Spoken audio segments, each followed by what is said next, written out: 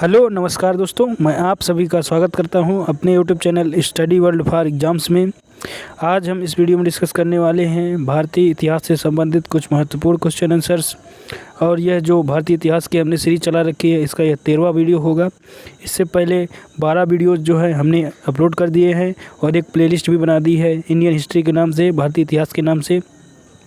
तो आप लोगों ने अगर उन 12 वीडियोज़ को नहीं देखा अभी तक तो जा करके उस प्लेलिस्ट से उन वीडियोज़ को देख लीजिए। पसंद आए तो लाइक कर दीजिए, अपने दोस्तों के साथ शेयर भी करिएगा। आइए आज का वीडियो शुरू कर लेते हैं बिना किसी देरी के। तो आज का पहला क्वेश्चन देख लेते हैं, क्या कहता है। यूनानी शासकों, देखिए आज का जो क्वेश्चन है, विदेशी आक्रमणकारियों का भारत में आगमन। तो देखिए प्राचीन कालीन इतिहास के समय या प्राचीन काल में जो है जो विदेशी आक्रमणकारी भारत में आए हैं, उनसे जो है महत्वपूर्ण जो सवाल बन सकते हैं उनको देख लेते हैं। तो पहला आज का फैक्ट है कि यूनानी शासकों का इतिहास उनके सिक्कों के आधार पर लिखा गया। तो देखिए जो विदेशी आक्रमणकारियों के रूप में यूनानी आए भारत में, उन जो यूनानी शासक थे उनका जो है इतिहास उनके सिक्कों के आधार पर लिखा गया। अगले सवाल की ओर आ जाते हैं। फिर से एक बार पढ़ देता हूँ कि यूनानी शासकों का इतिहास जो है उनके सिक्कों के आधार पर लिखा गया। 432 नंबर फैक्ट है, भारत की भीतरी भाग में प्रवेश करने वाला पहला यूनानी शासक डिमेट्रियस था। तो देखिए डिमेट्रियस जो शासक था, यूनानी शासक था, और यह भारत की भीतरी भाग में या भीतरी सीमा में प्रवेश करने वाला पहला यूनानी शासक था। तो डिमेट्रियस जो शासक था यह यूनानी शासक था और भारत की भीतरी सीमा में प्रवेश करने वाला पहला यूनानी शासक था। डिमेट्रियस ने अपने पिता की स्मृति में यूथिडेमिया नामक नगर बसाया। तो यूथिडेमिया नामक नगर जो है डिमेट्रियस राजा था यूनान का, उसने अपने पिता की स्मृति में, पिता की याद में जो है बसाया। तो डिमेट्रियस राजा यूनानी राजा था, उसने अपने पिता की याद में यूथिडेमिया नामक शहर बसाया। अगले सवाल की ओर आ जाते हैं। भारत में सबसे पहले सोने के सिक्के यूनानियों द्वारा जारी किए गए। तो देखिए भारत में जो है सोने के सिक्के जारी करने का जो श्रेय है यूनानी शासकों को जाता है, यूनानी शासकों को ही जाता है। तो भारत में सबसे पहले सोने के सिक्के या स्वर्ण मुद्राएं जो है जारी करने का श्रेय यूनानी शासकों को जाता है। अगले सवाल की ओर जाते हैं। सिक्कों पर राजाओं के चित्र तथा तिथि लेखन की परिपाटी यूनानियों ने ही शुरू की। तो देखिए सिक्कों पर जो है राजाओं के चित्र अंकित किए जाते थे या बनाए जाते थे, तथा तिथि लेखन की कब से कब तक इस राजा का शासनकाल रहा, या कब तक जो है इन सिक्कों का निर्माण काल है, इस राजा का शासनकाल रहा है। तो उस आधार पर जो है सिक्कों पर राजाओं के चित्र तथा तिथि लेखन जो है यह एक परिपाटी चलाई और यूनानी शासकों ने ही यह परिपाटी शुरू की। तो सिक्कों पर जो है राजाओं के चित्र तथा तिथि लेखन की परिपाटी यूनानी शासकों ने शुरू की। अगले सवाल की ओर जाते हैं। भारत में पहला पार्सियन पहलव शासक माउस 90 से 70 ईसा पूर्व था। गोंडोफर्निस प्रथम वंश का सबसे शक्तिशाली शासक था। तो देखिए जो गोंडोफर्निस था यह यूनानी पर्शियन जो वंश था उसका जो है बहुत ही शक्तिशाली शासक था, और भारत का पहला जो है पर्शियन पहलो शासक जो है माउस था। वह 90 से 70 ईसा पूर्व तक शासन किया। उसके बाद गोंडोफर्निस प्रथम आया जो कि पर्शियन वंश का सबसे शक्तिशाली शासक हुआ करता था। अगले सवाल की ओर जाते हैं। पहलुओं मतलब पर्शियन से है, तो पहलुओं का मूल स्थान ईरान था। तो देखिए पर्शियन जो शासक आए, पर्शियन जो आक्रमणकारी भारत में आए, उनका जो मूल स्थान था ईरान देश था। तो पहलुओं का मूल स्थान ईरान देश था। अगले सवाल की ओर जाते हैं। पहलुओं को जो है हम ईरानी शासक भी कहते हैं। अगले सवाल की ओर देख लेते हैं। गोंडोफर्निस के समय ही ईसाई धर्म प्रचारक सेंट थॉमस भारत आया। तो देखिए यह ईसाई धर्म का जो प्रचारक था सेंट थॉमस जो है राजा गोंडोफर्निस के समय ही भारत आया। तो गोंडोफर्निस जो यूनानी शासक था, ये एक पर्शियन शासक था, पहला शासक था, उसी के समय जो है ईसाई धर्म प्रचारक सेंट थॉमस जो है भारत आया। अगले सवाल की ओर आ जाते हैं। अब अगले सवाल जो बनने वाले हैं कुषाण वंश से बनने वाले हैं। तो कुषाण एक प्राचीन वंश है, और कुषाण शासक जो हुए हैं उनकी क्या क्या उपलब्धि है भारत में, और उन्होंने क्या क्या कार्य किए हैं, क्या उपलब्धि हासिल की है, उनसे जो संबंधित महत्वपूर्ण प्राचीन इतिहास के क्वेश्चन बन सकते हैं उनको देख लेते हैं। तो 447 नंबर फैक्ट है, भारत में कुषाण वंश की स्थापना कुजुल कटफिसेस ने 15 ईस्वी में की। तो देखिए ये ईसा पूर्व के बाद, ईस्वी प्रारंभ होने के 15 वर्षों बाद सॉरी दोस्तों देखिए भारत में जो है कुषाण वंश की जो है स्थापना कुजुल कटफिसेस नामक राजा ने की और 15 ईस्वी में की। तो देखिए ईस्वी के 15 वर्षों के बाद जो है कुषाण वंश की स्थापना हुई और कुजुल कटफिसेस जो है एक राजा था, उसने कुषाण वंश की स्थापना की। अगले सवाल की ओर जाते हैं। कुजुल कटफिसेस ने काबुल और कश्मीर में हरमोयस को हराकर अपना राज्य स्थापित किया। तो देखिए कुजुल कटफिसेस जो कुषाण वंश का प्रथम शासक था और संस्थापक भी था, उसने जो है काबुल और कश्मीर में हरमोयस नामक राजा को जो है हराकर अपना राज्य स्थापित किया। अगले सवाल की ओर जाते हैं। कुजुल कटफिसेस ने केवल तांबे के सिक्के चलाए। तो देखिए कुषाण वंशीय राजा कुजुल कटफिसेस था जो, और कुषाण वंश का संस्थापक भी था ये। तो कुजुल कटफिसेस जो राजा था उसने केवल तांबे धातु के ही सिक्के चलाए। अगले सवाल की ओर जाते हैं। कुजुल कटफिसेस के बाद बिम कटफिसेस 65 ईसा पूर्व में राजा बना। तो देखिए 15 ईसा पूर्व से लेकर 15 ईस्वी से लेकर 65 ईस्वी तक जो है कुजुल कटफिसेस ने राज किया। उसके बाद जो है कुजुल कटफिसेस की मृत्यु के बाद उसका जो अगला उत्तराधिकारी था बिम कटफिसेस हुआ और बिम कटफिसेस ने 65 ईस्वी में राज्य संभाला। अगले सवाल की ओर जाते हैं। बिम कटफिसेस ने सोने और तांबे के सिक्के जारी किए। तो देखिए जो कुजुल कटफिसेस था उस राजा ने जो है कुषाण राजा ने मात्र तांबे के सिक्के ही जारी किए थे, लेकिन उसका जो उत्तराधिकारी हुआ, उसका वंशज हुआ बिम कटफिसेस, उसने जो है सोने और तांबे दोनों धातुओं के जो है मुद्राएं जारी की, सिक्के जारी किए। अगले सवाल की ओर जाते हैं। वीडियो अगर आप लोगों को पसंद आता चले तो लाइक करते चलिए दोस्तों। वीडियो बनाने में बहुत ही मेहनत लगती है, तो आप लोग थोड़ा सा समर्थन कर सकते हैं। बिम कटफिसेस ने महाराज, राजाधिराज, महेश्वर, सर्वलोकेश्वर की उपाधि धारण की। तो देखिए जो कुषाण वंशी राजा था बिम कटफिसेस, जो कि कुजुल कटफिसेस का उत्तराधिकारी था, उसने जो है महाराजा, राजाधिराज, माहेश्वर तथा सर्वलोकेश्वर की उपाधियां धारण की। अगले सवाल की ओर जाते हैं। बिम कटफिसेस के सिक्कों पर शिव, नंदी, त्रिशूल की आकृति खुदी हुई थी। तो देखिए जो बिम कटफिसेस था उसने सोने और तांबे के सिक्के चलाए और उसके सिक्कों पर मूलतः जो है शिव भगवान, नंदी जो बैल होता है, शिव भगवान की सवारी, नंदी तथा त्रिशूल शिव भगवान का जो अस्त्र है, उनकी जो है आकृति खुदी हुई मिली है। तो देखिए शिव, नंदी और त्रिशूल की जो है आकृतियाँ बिम कटफिसेस के सिक्कों में, बिम कटफिसेस की मुद्राओं में छपी हुई मिलती है, खुदी हुई मिलती है।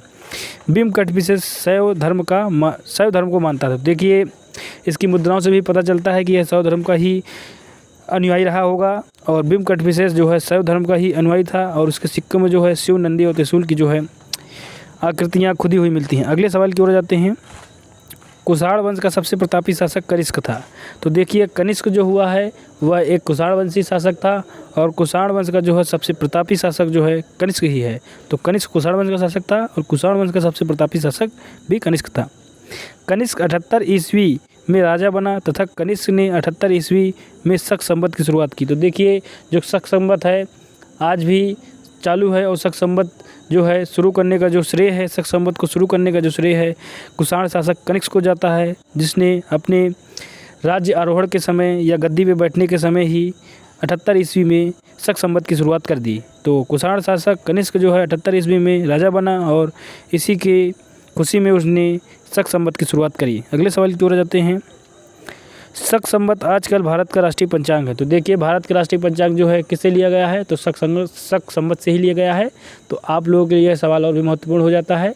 तो शक संवत जो है किस राजा ने चलाया था, कुषाण वंशी शासक था कनिष्क, उसने अपने राज्यारोहण और पद पे बैठने के लिए राज्य अभिषेक के समय जो है 78 ईस्वी में ही शक संवत की शुरुआत की और भारत में आजकल जो है जो राष्ट्रीय पंचांग चलता है उसमें ही शक संवत का जो है महत्वपूर्ण योगदान रहता है। अगले सवाल की ओर जाते हैं।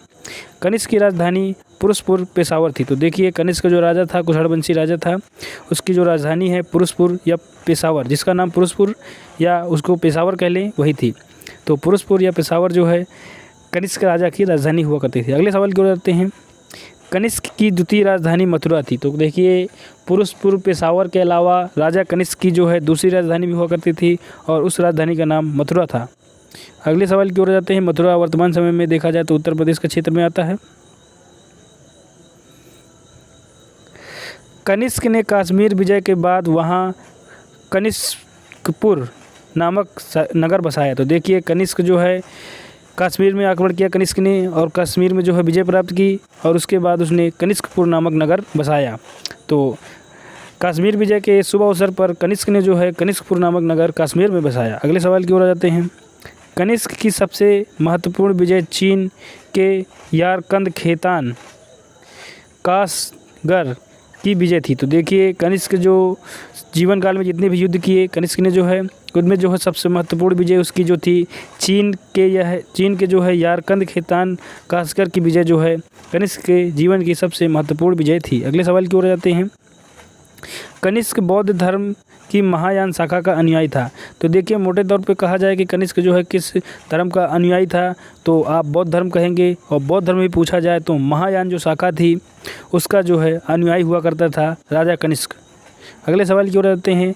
चौथी बौद्ध संगीति के बाद बौद्ध धर्म हीनयान महायान नामक शाखाओं में बढ़ गया। तो देखिए चौथी बौद्ध संगीत जो है राजा कनिष्क के समय ही हुई है, और इस चौथी बौद्ध संगीत के दौरान ही जो बौद्ध धर्म था दो भागों में बढ़ गया, हीनयान और महायान शाखा का जो है अनुयायी हुआ करता था राजा कनिष्क। अगले सवाल की ओर जाते हैं।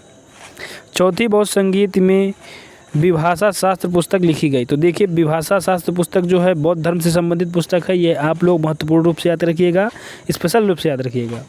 और चौथी बौद्ध संगीत के दौरान ही विशाखा शास्त्र नामक पुस्तक लिखी गई। कनिष्क सिक्के यूनानी एवं ईरानी भाषा में थे। तो देखिए कनिष्क जो कुषाण वंशी शासक था, सबसे प्रतापी शासक था, उसके सिक्के जो है यूनानी एवं ईरानी भाषा में थे,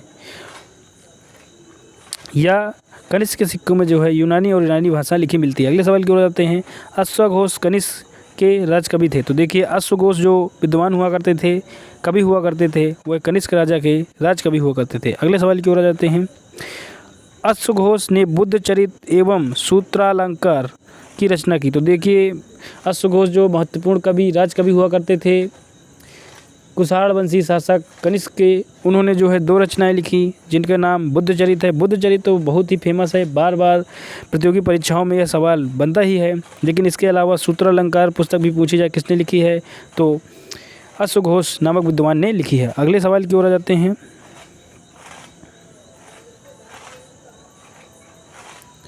गांधार शैली को यूनानी, बौद्ध, इंडो ग्रीक, रोमन कला भी कहा करते थे। तो देखिए जो गांधार शैली हुआ करती थी, भवन निर्माण की शैली हुआ करती थी, मंदिर निर्माण की शैली हुआ करती थी गांधार शैली, और तो गांधार शैली को जो है यूनानी जो है बौद्ध, इंडो ग्रीक तथा रोमन शैली जो है कहा करते थे। तो इंडो ग्रीक शैली, बौद्ध शैली जो है गांधार शैली को ही कहा जाता है। अगले सवाल की ओर आ जाते हैं। नागार्जुन माध्यमिक सूत्र ग्रंथ लिखा। तो देखिए नागार्जुन एक विद्वान हुए हैं, उन्होंने जो है माध्यमिक सूत्र नामक ग्रंथ लिखा। तो माध्यमिक सूत्र नामक ग्रंथ जो है नागार्जुन का है। अगले सवाल की ओर आ जाते हैं। कनिष्क का दरबारी चिकित्सक चरक था। चरक ने चरक संहिता लिखी। तो देखिए चरक जो था वह बहुत ही पुरातन चिकित्सा शास्त्री हुआ करता था, और कनिष्क राजा के दरबार में यह राज्य वैद्य हुआ करता था, और चरक ने जो है चरक संहिता नामक जो है ग्रंथ लिखा। तो राजा कनिष्क के दरबार में जो राज चिकित्सक के रूप में चरक हुआ करता था, और चरक ने जो है चरक संहिता की स्थापना की या रचना की। अगले सवाल की ओर आ जाते हैं। भारत का आइंस्टीन नागार्जुन को कहा जाता है। तो देखिए नागार्जुन जो राजा कनिष्क के समय ही हुआ करते थे विद्वान, और उनको भारत का आइंस्टीन भी कहा जाता है। अगले सवाल की ओर जाते हैं। कुषाण वंश का अंतिम शासक वसुदेव था। तो देखिए कुषाण वंश का जो अंतिम शासक हुआ करता था वसुदेव था, और इसके बाद जो है कुषाण वंश का अंत हो जाता है। तो कुषाण वंश का जो है अंतिम शासक कौन था? वसुदेव नामक शासक कुषाण वंश का अंतिम शासक था।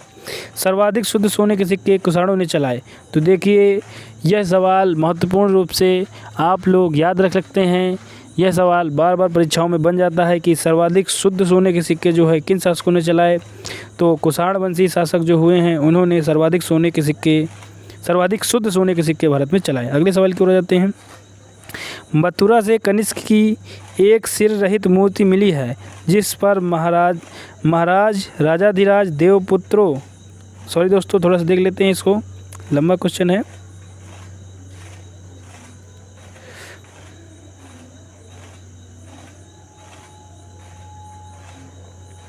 तो देखिए मथुरा से जो है कनिष्क की एक सिर रहित मूर्ति मिली है जिस पर महाराजा राजाधिराज देवपुत्रो कनिष्को अंकित है। तो देखिए मथुरा जो स्थान है वहाँ से कनिष्क की एक सिर रहित मूर्ति मिली है, बिना सिर की मूर्ति मिली है, और उस पर जो है महाराजा राजाधिराज देवपुत्रो कनिष्को अंकित है। अगले सवाल की ओर आ जाते हैं।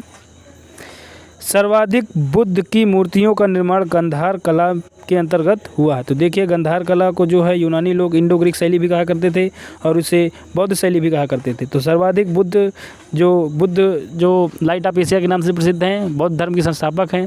तो बुद्ध की जो है सर्वाधिक मूर्तियों का जो निर्माण है गांधार कला शैली में, इंडो ग्रीक शैली में हुआ है। आज का वीडियो आप लोगों को कैसा लगा कमेंट बॉक्स में कमेंट करके ज़रूर बताइएगा दोस्तों। अगर आप लोगों को वीडियो पसंद आया तो लाइक का बटन ज़रूर प्रेस कर दीजिएगा। लाइक करने के साथ ही मेरे वीडियो में कमेंट भी कर सकते हैं आप लोगों के अगर कोई सवाल हैं, और इसके साथ ही अपने दोस्तों के साथ इस वीडियो को शेयर कर दीजिए। और प्लेलिस्ट में जो भी वीडियो पड़े हैं आप लोग देख लीजिए। 10 मिनट या 15 मिनट से ज़्यादा हम आपका समय नहीं लेते हैं। आप लोगों ने यह प्लेलिस्ट 1 या 2 बार देख ली तो आपके जो महत्वपूर्ण भारतीय इतिहास से जो सवाल हैं कभी भी नहीं छूटेंगे। आप लोग याद करेंगे कि कोई कंटेंट पढ़ा था हमने। चलिए छोड़िए दोस्तों, एक बात मैं और आवश्यक रूप से कहना चाहता हूं आप लोगों से कि चैनल को मेरे सब्सक्राइब करने के साथ ही एक बेल आइकन होता है, घंटे का बटन होता है, उसको जो है दबा दीजिएगा। और वो ऐसा हो जाएगा तो घंटे का बटन जब आप दबा देंगे तो आपको जो है मेरे नेक्स्ट वीडियो जो आते हैं उनका अपडेट ज़रूर मिल जाएगा। आज का वीडियो यहीं समाप्त करते हैं। तब तक के लिए स्वस्थ रहिए, व्यस्त रहिए, मस्त रहिए। नमस्कार दोस्तों।